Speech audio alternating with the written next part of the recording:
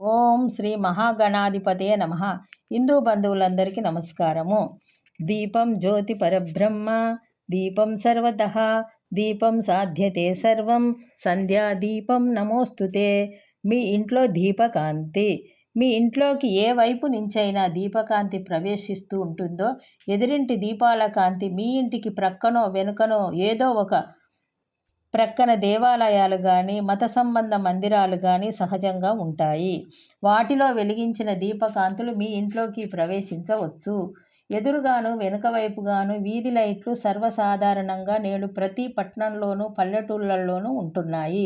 ఆ లైట్ల కాంతి మీ ఇంట్లోకి ఏ దిశ గుండా ప్రవేశిస్తే ఏ ఫలితాలు సంభవిస్తున్నాయో ఈ క్రింద తెలిపిన విధంగా ఫలితాలను తెలుసుకోండి. చెడ్డ ఫలితాలు సంభవిస్తున్నాయనుకున్నప్పుడు మీ ఇంటికి తలుపులను, కిటికీ తలుపులను మూసివేసి సత్ఫలితాలు పొందండి. మొట్టమొదట దేవుని గుడి ప్రార్థన మందిరాల్లో నుంచి వెలువడే దీపకాంతులు మీ ఇంట్లోకి ఏ వైపు నుంచి ప్రవేశించినా కష్ట నష్టాలు కలుగుతాయి. వీధి వాకిలిలో నుంచి మీ ఇంట్లోకి ప్రవేశిస్తే మరింత హాని. సాధ్యమైనంత వరకు ఆ దీపకాంతులు మీ ఇంట్లోకి చొరబడనీయకుండా చూసుకోండి. మీ చుట్టుప్రక్కల ఏ దిశలోనైనా బ్రాహ్మణుల ఇండ్లు ఉండి మీ ఇంటి దీపకాంతి వారింట్లో ప్రవేశించినట్లయితే మీ సిరి సంపదలు క్రమంగా వారింటికి చేరిపోతాయి. అందుకు అవకాశం ఉన్న తలుపులు, కిటికీలు మూసివేసి ఉంచండి. మీ ఇంట్లో వెలిగించిన దీపాలు తూర్పు ముఖంగాను ఉత్తర ముఖంగాను పెట్టినట్లయితే మీ ఇంట్లో లక్ష్మీదేవి సదా కాపురము చేస్తుంది.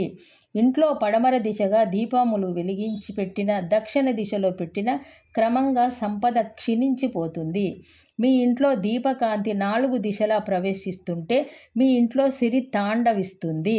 సంధ్యాదీపం మొదలు ఉషోదయం వరకు ఏ ఇంట దీపం వెలుగుతూ ఉంటుందో ఆ ఇంట్లో అష్టైశ్వర్యములు పుష్కలంగా ఉంటాయి.